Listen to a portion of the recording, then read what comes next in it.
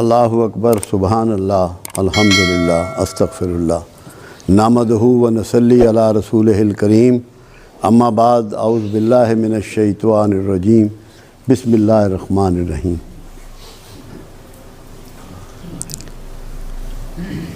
زکریا علیہ السلام کو کہا گیا کہ عمران کی بیٹی حضرت مریم کا خیال رکھا کرو، اس کی دیکھ بھال کیا کرو۔ تو آپ حضرت مریم کے حجرے میں تشریف لے جاتے اور وہاں انواع و اقسام کے بے موسمی کھانے اور پھل اور دیگر چیزیں پاتے۔ تو مریم علیہ السلام سے زکریا علیہ السلام سوال فرماتے کہ مریم یہ سب کچھ کیسے ہوتا ہے، یہ کہاں سے آتا ہے؟ تو مریم فرماتی جو اللہ چاہتا ہے وہ کرتا ہے، جو چاہتا ہے وہ دیتا ہے، جس کو چاہتا ہے اس کو دیتا ہے۔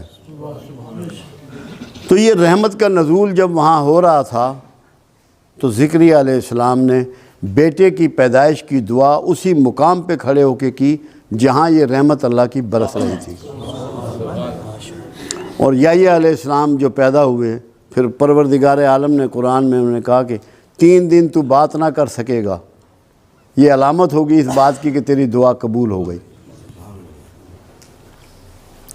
جب آپ کو کسی جگہ کی بھی یہ کنفرمیشن مل جائے کہ یہاں رحمت کا نزول ہوتا ہے، یہاں رحمت برستی ہے، آپ کا دل اس کی گواہی دے دے، وہی مقام دعا ہوتا ہے۔ اگر آپ یہاں آتے ہیں اور اس وہمے کے ساتھ آتے ہیں کہ یہاں رحمت اور برکت کا نزول نہیں ہے تو کوئی دعا نہ کرے۔ اور اگر آپ کا یہ یقین ہے کہ یہاں کچھ نہ کچھ غیر معمولی ہے، کچھ نہ کچھ اس کی رحمت برستی ہے، تو دعا ضرور کیجئے گا، انشاءاللہ آپ کی دعائیں اللہ قبول فرمائے گا۔ ایک تو یہ میں نے بات کرنی۔ دوسری بات یہ ہے کہ قرآن ہمیں یہ سکھاتا ہے کہ کیا ہو گیا ان لوگوں کو کہ جو اپنی جانوں پر ظلم کر بیٹھے ہیں، کیوں نہیں میرے رسول کے پاس جاتے اور درخواست گزار ہوتے کہ ہمیں اللہ سے بخشش لے دو، اور رسول تمہارے لیے بخشش مانگے اور میں بخش دیتا۔ کیا یہ اسی زمانے کے لیے بات تھی؟ محدود بات تھی؟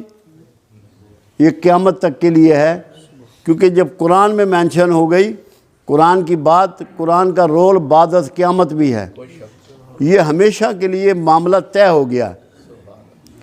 جب آپ درود شریف پڑھتے ہیں، جب سرکار پہ سلام بھیجتے ہیں تو آپ کی بات پوری پہنچتی ہے۔ مگر ہمیں کرنا کیا ہے؟ پہلے ہمیں اس بھید کو سمجھنا ہے۔ جو رسول اللہ پسند کرتے ہیں ہمیں اسے پسند کرنا ہے،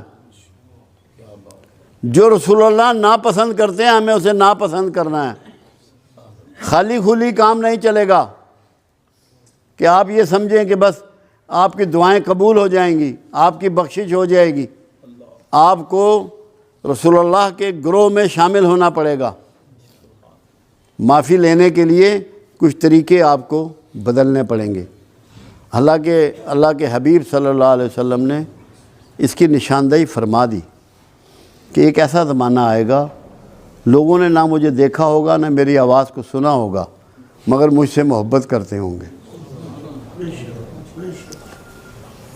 خوش نصیب ہے وہ شخص جس کے سینے میں کملی والے کی محبت جو ہے وہ جاگ جائے، پیدا ہو جائے۔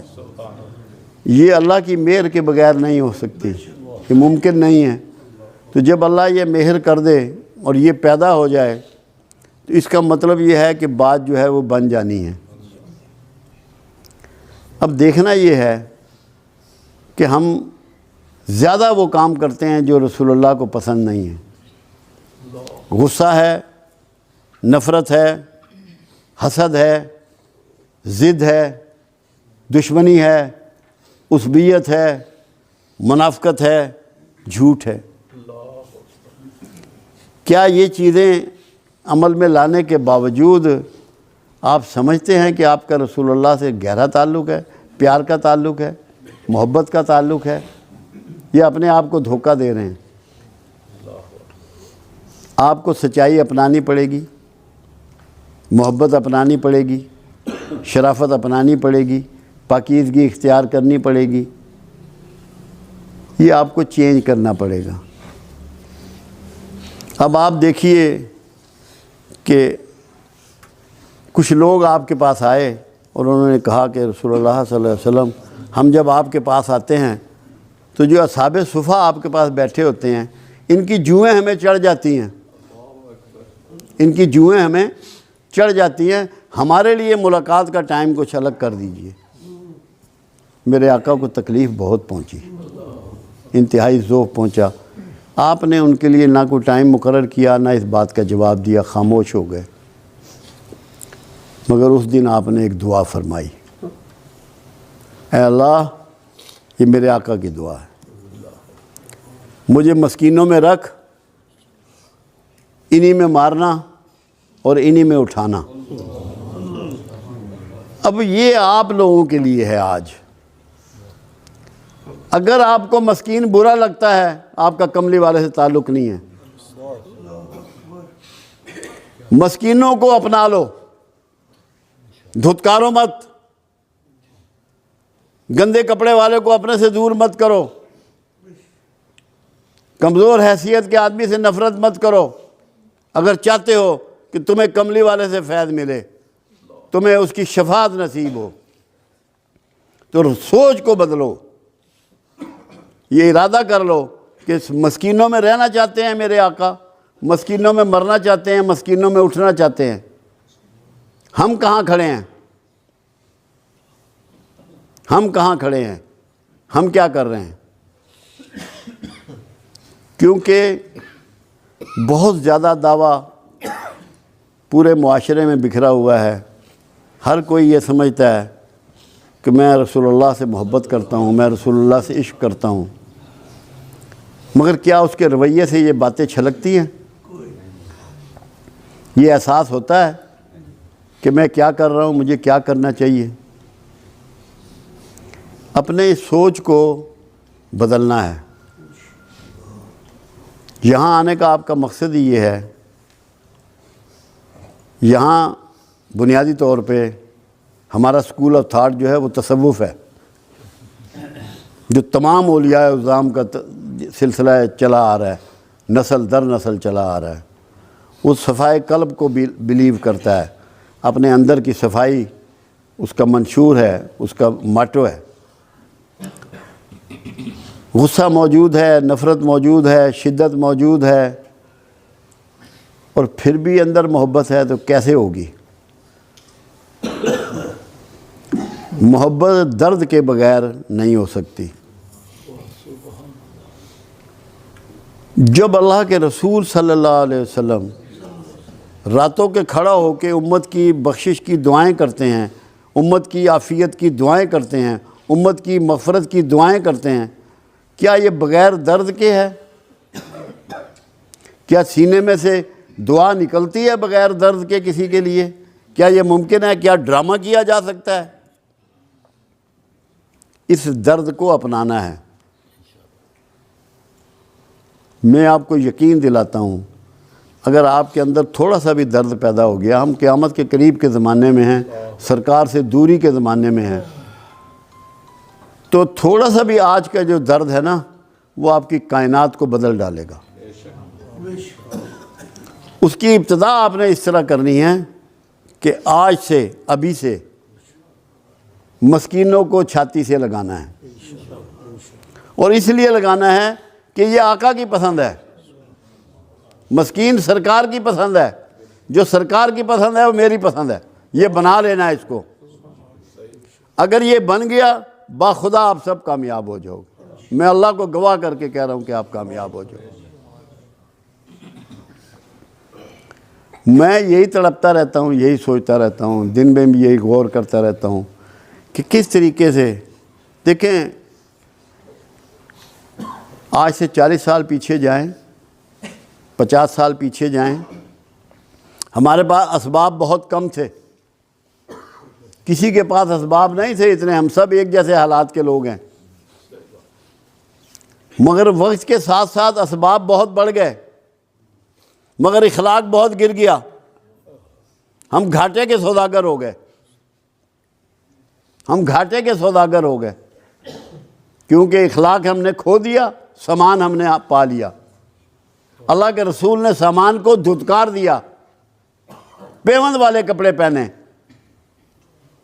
گانٹھ مار کے جوتے پہنے، فاقے کیے، پیٹ پہ پتھر باندھے۔ ہم سامان کے چکر میں سارے اخلاق اور ساری محبت کملی والے کی اس سے دور چلے گئے۔ ہم نے گھاٹے کا سودا کیا۔ سوچ کو بدلیں، سامان سے مرکز کو ہٹائیں، اس دل کو اور دماغ کو اخلاق کی طرف مائل کریں، جس میں درد ہو، انسانیت ہو، شرافت ہو، احساس ہو، کسی کی خدمت ہو، کسی کی سیوا ہو، دلجوئی ہو، دلداری ہو۔ یہ جب تک نہیں کریں گے، یہاں آنے کا مقصد، ان محفلوں کا مقصد پورا نہیں ہوگا۔ میں تو یہ چاہتا ہوں کہ میرے جو دوست یہاں آتے ہیں، میرے ساتھی جو یہاں آتے ہیں، یہ کسی کو نہ بتائیں کہ ہم کہاں جاتے ہیں، کوئی تعارف نہ کرائیں، ان کے رویے سے پتہ لگے کہ ان کا استاد کون ہے،